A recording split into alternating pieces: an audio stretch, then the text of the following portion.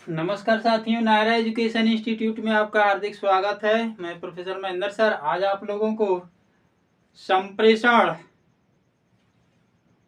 जैसा कि आपको पिछले वीडियो में मैंने बताया था कि संप्रेषण किसे कहते हैं, संप्रेषण का अर्थ क्या होता है, संकुचित रूप में संप्रेषण क्या है, विस्तृत रूप में संप्रेषण क्या है। आज मैं संप्रेषण के प्रकार को लेकर के आया हूं। मुझे आशा और विश्वास है कि आज का भी टॉपिक आपको बेहद पसंद आएगा। तो साथियों, संप्रेषण को पिछले वीडियो में मैंने बताया था कि 2 प्रकार का होता है, और आज विस्तृत अध्ययन करने के पर्पज से हम आपके समक्ष प्रस्तुत हुए हैं। लेकिन हम चाहेंगे कि जो भी साथी भाई बहन मित्र मंडली नायरा एजुकेशन परिवार से जुड़ करके महेंद्र सर को पहली बार जो है सुन रहे हैं, इनसे पढ़ रहे हैं, प्लीज चैनल को सब्सक्राइब कर दें, बेल आइकन प्रेस कर दें, और वीडियो में बड़ा मजा आएगा। अंत तक देखेंगे तो बिना कहे मुझे विश्वास है कि आप लाइक भी कर देंगे और अपने ज्ञान में वृद्धि करेंगे। तो साथियों, ज्यादा देर न करते हुए संप्रेषण की परिभाषा मैंने बताया था, जहां पर 2 या 2 से अधिक व्यक्ति अपने विचारों को, जो उनके अंदर विचार है, भावना है, उनको गोपनीय न रख करके जो सामने वाला नहीं जानता है उसको जानकारी दे देते हैं, तो वही संप्रेषण होता है। इसमें 2 पक्ष होते हैं, एक विचार देने वाला, भावनाओं को बताने वाला, और भावनाओं को दूसरा होता है सुनने वाला। 2 से अधिक भी हो सकते हैं, होते भी हैं। जैसे आपका टीचर है, टीचर जो है संप्रेषण में अगर टीचर स्टूडेंट को रख लिया जाए तो एक विचार देने वाला हो गया टीचर, और विचारों को शिक्षा प्रदान करने वाला शिक्षक, और दूसरा शिक्षा को प्राप्त करने वाला छात्र। तो ये जो है कि आपका संप्रेषण में होगा, शिक्षक छात्र से बातचीत करेगा और छात्र शिक्षक से बातचीत करेंगे। संप्रेषण में 2 या 2 से अधिक हो गए, कक्षा हो गया और शिक्षक हो गया। तो साथियों, संप्रेषण को मैंने संकुचित अर्थ में बताया कि 2 या 2 से अधिक व्यक्तियों को 2 या 2 से अधिक व्यक्तियों के मध्य विचारों का आदान प्रदान करना संप्रेषण कहलाता है। संकुचित रूप में, व्यापक अर्थ के रूप में संप्रेषण 2 या 2 से अधिक व्यक्तियों के मध्य किसी तथ्य, विचार, भावना, संवेग का इस प्रकार से प्रस्तुत किया जाना, इस प्रकार से बखान किया जाना है, चर्चा किया जाना है कि एक की बात अन्य सभी को जो सामने है भली बात ही समझ में आ जाए, और सामने वाले भी अगर कुछ कहना चाहते हैं तो पहले वाले को भी जो है उनकी बात ही भली बात समझ में आ जाए। तो साथियों, आइए सीधे संप्रेषण कितने प्रकार का होता है इस पर हम चर्चा करते हैं।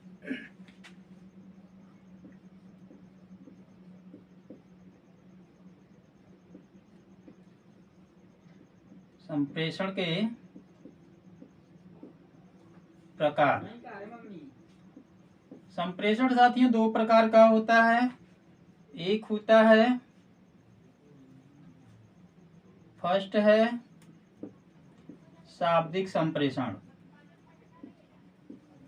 शाब्दिक संप्रेषण, शाब्दिक संप्रेषण साथियों 2 प्रकार का होता है। शाब्दिक संप्रेषण में बताया गया है कि शाब्दिक संप्रेषण वह संप्रेषण होता है जहां पर 2 या 2 से अधिक व्यक्तियों को किसी तथ्य को गोपनीय न रख करके सामान्य बनाया जाता है, और वह तथ्य शब्दों के माध्यम से प्रस्तुत किया जाता है। तो जहां पर तथ्यों को, विचारों को, भावनाओं को शब्दों के माध्यम से प्रस्तुत किया जाता है, वह संप्रेषण शाब्दिक संप्रेषण के अंतर्गत आता है। ये 2 प्रकार का होता है। कौन कौन सा होता है?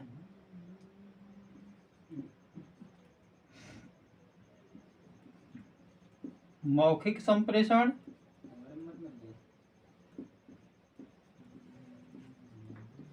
मौखिक संप्रेषण और दूसरा है लिखित संप्रेषण। ये दो प्रकार का है साथियों, मौखिक संप्रेषण और दूसरा है लिखित संप्रेषण। मौखिक संप्रेषण किसे कहते हैं और लिखित संप्रेषण किसे कहते हैं? शाब्दिक संप्रेषण में दो भाग इसके हैं, एक मौखिक संप्रेषण, दूसरा लिखित संप्रेषण।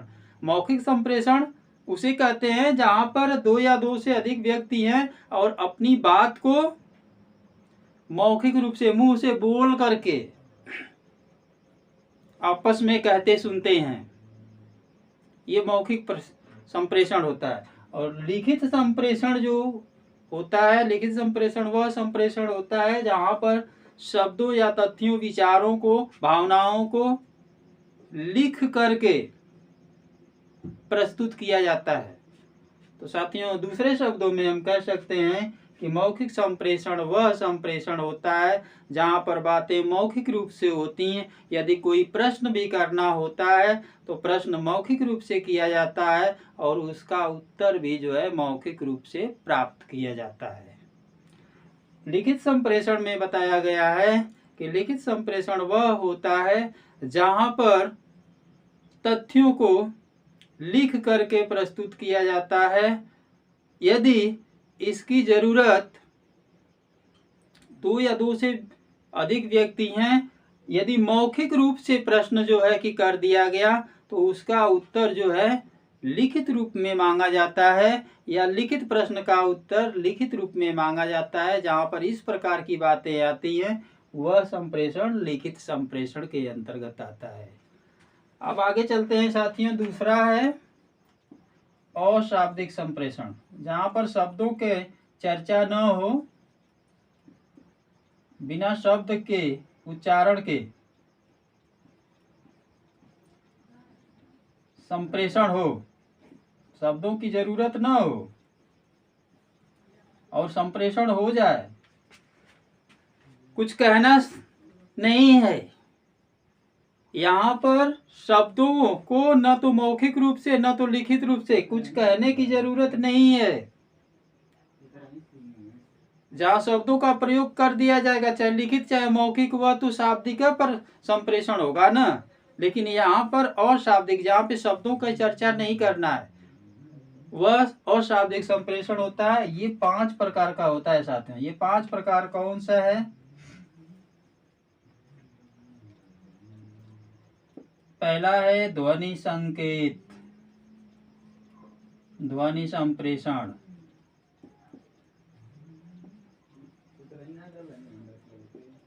दूसरा है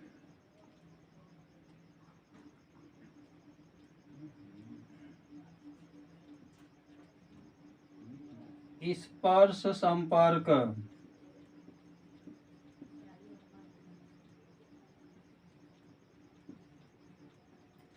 तीसरा है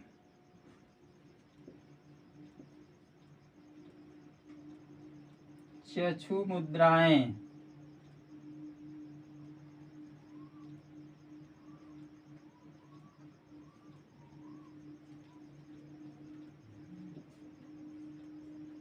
संपर्क।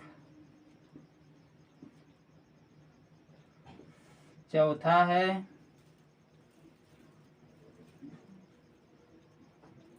गंध और पांचवा है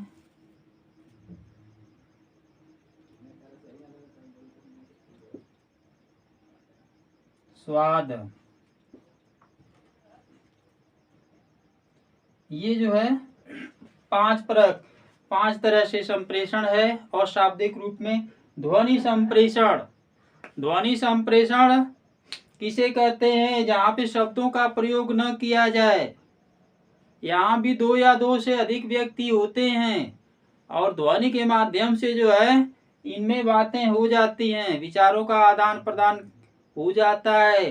तो साथियों, विचारों का आदान प्रदान कैसे जो है कि यहाँ पे ध्वनि संप्रेषण के माध्यम से होगा, एक उदाहरण के रूप में मैं समझाना चाहूंगा कि जैसे किसी भी व्यक्ति को अपने साथी से बिना बोले बिना लिखे उसको संप्रेषण किया जाना है।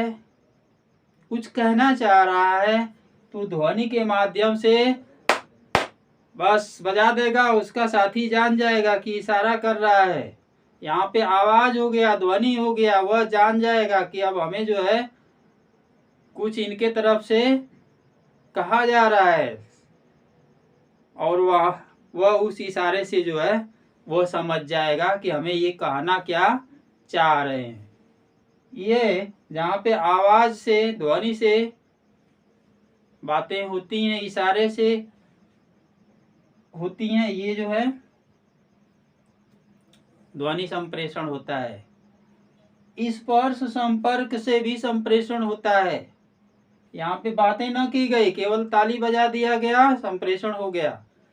दूसरा स्पर्श संपर्क, लोगों की भीड़ में, जैसे कोई बर्थडे है, मैरिज है, दो साथी गए हुए हैं, वहाँ पे अगर हम मौखिक रूप से कुछ कहें तो अगल बगल का लोग सुन लेगा, तो करना क्या है, स्पर्श कर देना है, उसको छू करके, छूने से ही पता चल जाएगा कि बात क्या है, वह समझ में आ जाएगा। वो भी एक प्रकार का अशाब्दिक संप्रेषण है, स्पर्श संपर्क, छू करके। तीसरा है चक्षु संपर्क। चक्षु मीन्स होता है नेत्र, नेत्रों के इशारे से भी संप्रेषण होता है। नेत्रों के इशारे से पता चल जाता है कि एक शिक्षक जो प्रश्न कक्षा में कर रहा है, उस प्रश्न का उत्तर जो छात्र के द्वारा मिल रहा है, वह उत्तर पॉजिटिव है या नेगेटिव है, पता चल जाता है। ये अशाब्दिक संप्रेषण होता है। चौथा है गंध। गंधक से पता चल जाएगा, सुगंध से पता चल जाएगा कि ये सुगंध किसका है, तो इससे भी बातें होती हैं, गंध से भी प्राप्त हो जाता है। और स्वाद से भी पता चलता है, इससे भी संप्रेषण होता है। तीखा, मीठा, कड़वा, ये सब जो स्वाद है, इससे भी पता चल जाता है कि क्या है, मिर्चा है, गुड़ है, कि आंवला है, इमली है। तो साथियों, इस तरीका से जो है अशाब्दिक संप्रेषण को आपने जाना। आगे आप लोगों को संप्रेषण की प्रक्रिया शैक्षिक क्षेत्र में, औद्योगिक क्षेत्र में, किसी भी क्षेत्र में कैसे संपन्न होती है, इसको लेकर के हम अगले वीडियो में आपके समक्ष प्रस्तुत होंगे। तब तक के लिए साथियों नमस्कार, जय हिंद।